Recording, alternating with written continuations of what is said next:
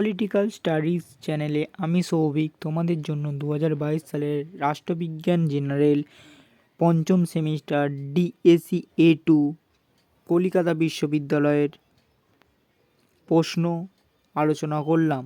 যে 15টি শর্ট প্রশ্ন 2022 সালে পড়েছিল, সেই 15টি প্রশ্নের সমাধান নিয়ে আমি তোমাদের সামনে চলে এসেছি। প্রশ্ন উত্তর দেখার আগে একটা কথা বলে রাখি, যদি চ্যানেলটি ভালো লাগে এবং ভিডিওগুলো ভালো লাগে তাহলে সাবস্ক্রাইব, লাইক, কমেন্ট, শেয়ার সবগুলিই করবে। এবার আমাদের প্রশ্ন শুরু করা যাক। কূটনৈতিক বলতে কী বোঝো? সাধারণভাবে কূটনীতি বলতে আন্তর্জাতিক সম্পর্ক পরিচালনার পদ্ধতিকে বোঝায়। এতটুকু লিখলেও হবে, তাও আমি একটু বেশি ভাব করেই লিখে রেখেছি।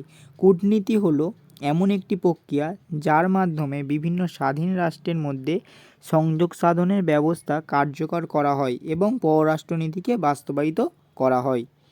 পূর্বে তাকাও নীতিটি কী? পূর্বে তাকাও নীতিটি হলো একটি বিদেশি নীতি যার লক্ষ্য দক্ষিণ পূর্ব এশিয়ার সাথে ভারতের অর্থনৈতিক ও কৌশলগত সম্পর্ক জোরদার করা। এই নীতিটি 1991 সালে নরসিমা রাও সরকার দ্বারা চালু করা হয়েছিল। গুজরাল মতবাদ কি? ভারতের নিকটতম প্রতিবেশীদের সাথে বৈদেশিক সম্পর্ক পরিচালনার জন্য যে 5টি নীতি গ্রহণ করা হয়েছিল তাকে গুজরাল মতবাদ বলা হয়। এটি ভারতের প্রধানমন্ত্রী I.K. গুজরাল দ্বারা প্রভাবিত হয়েছিল। পঞ্চশীল নীতি প্রথম কোন জোট নিরপেক্ষ সম্মেলনে গৃহীত হয়? এটি 1955 সালে বান্দোল সম্মেলনে গৃহীত হয়। তার আগে 1954 সালে চীনের সাথে স্বাক্ষর করা হয়। ভারতের বিদেশ নীতি গঠনে প্রভাব বিস্তার করে এমন একটি ভৌগোলিক উপাদানের উল্লেখ করো। ভারতের দক্ষিণের প্রতিবেশী দেশ যেমন শ্রীলঙ্কা, মালদ্বীপ বিদেশ নীতি গঠনে ভৌগোলিক উপাদান হিসাবে কাজ করে। পলিটিক্স অ্যামং নেশন বইটি কার লেখা? এটা সবাই জানো যে মর্গেনথাউয়ের লেখা। সিমলা চুক্তি কাদের মধ্যে সম্পাদিত হয়েছিল? 1972 সালে। সালটাও জেনে রাখো। ভারতের প্রধানমন্ত্রী ইন্দিরা গান্ধী ও পাকিস্তানের রাষ্ট্রপ্রধান জুলফিকার আলী ভুট্টো এদের মধ্যে। বাংলাদেশ কত সালে প্রতিষ্ঠিত হয়েছিল? বাংলাদেশ 1971 সালে 16ই ডিসেম্বর প্রতিষ্ঠিত হয়েছিল। আফগানিস্তান কোন সালে সার্কের সদস্য হিসাবে আত্মপ্রকাশ করে? 2007 সালে আফগানিস্তান সার্কের সদস্য হিসাবে আত্মপ্রকাশ করে। LTTE এর পুরো কথাটি কি? LTTE এর পুরো কথাটি হলো লিবারেশন টাইগার্স অফ তামিল এলম। সার্ক কোন সালে প্রতিষ্ঠিত হয়? 1985 সালে সার্ক প্রতিষ্ঠিত হয়। এই সম্মেলনটি হয়েছিল ঢাকায়, বাংলাদেশের ঢাকা শহরে। প্রকাশ্য কূটনীতির একটি ক্ষতিকারক ফলাফল লেখো।